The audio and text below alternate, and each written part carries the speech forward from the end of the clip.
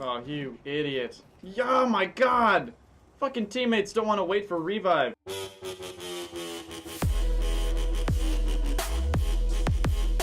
Hey there everybody, and welcome to St. Kill. My name's Nico, and in this video I'm going to tell you guys why we are so excited for Honor and what we know so far. If there was any doubt, I first mentioned my interest in the game nearly a year ago. I've personally been looking forward to this game for the better part of a year now, but Ubisoft Montreal only recently started building momentum toward their release. Since then, the game's release has obviously been pushed back to February 14th, 2017.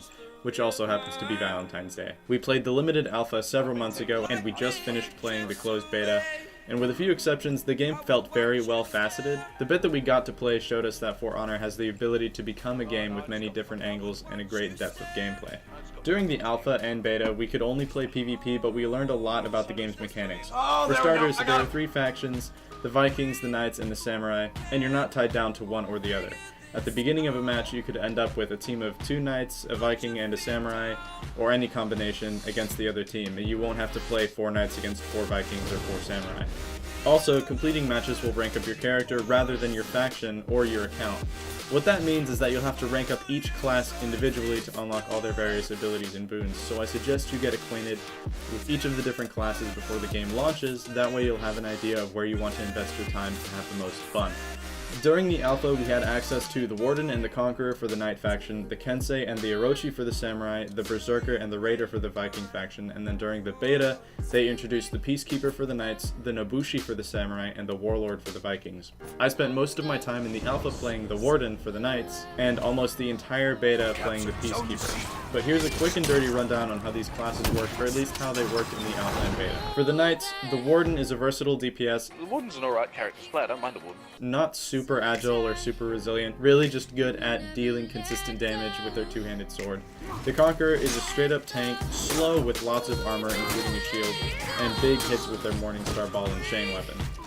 The Peacekeeper is an assassin, which requires more focus and split-second reactions to get consistent damage and to stay alive. The difference between the assassin classes and the other ones, their block mechanics, you don't just tap one direction and block that direction until you change. You actually have to tap as the attack is incoming, relying on quick, short-ranged combos to bleed their opponents to death. For the Samurai, the Kensei can definitely take more of a beating than the Orochi, and attacks more slowly, but doesn't quite feel like a pure tank character. The Orochi is another assassin type, but closer in speed to the Warden, quick-moving, light attacks and good counters, but falls short of feeling like a really agile character, to me anyway. The Nobushi is a DPS which relies on the reach of its weapon to inflict damage over time. Armor-wise, it falls a little bit between the Orochi and the Kensei. For some reason, God, what is it about the Nobushi that I can't read where the attacks are coming from? Literally any other class, and I could nail those deflections. For the Vikings, the Raider is a health-based tank, meaning you won't have a lot of armor, but you'll be able to take several hits while you're in combat. But you'll need heals to stay on your feet. The Berserker is completely different. Of all the 6 classes that were available during the alpha, the Berserker felt like the most pure assassin class.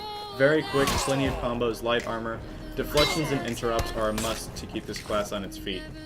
The Warlord is the Viking's armor tank, complete with shield. As a Viking, the class comes with many unstoppable interrupts, and its shield makes it very hard to kill. You'll want some kind of advantage on the field before you fight one of these. Since the beta, For Honor has yet to release 3 more classes, so there's going to be 25% more to do when the actual game comes out. So for the Knights, you're going to get the Lawbringers, for the Samurai, you're going to get the Shugoku, and for the Vikings, you're going to get the Valkyrie. Keep an eye out for our next For Honor vlog before the release. I'll be sure to give everyone an in-depth review of each of the different classes, their abilities, their playstyles, and where they'll fit in the battlefield. Oh well. Pray to whatever god you believe in, I guess.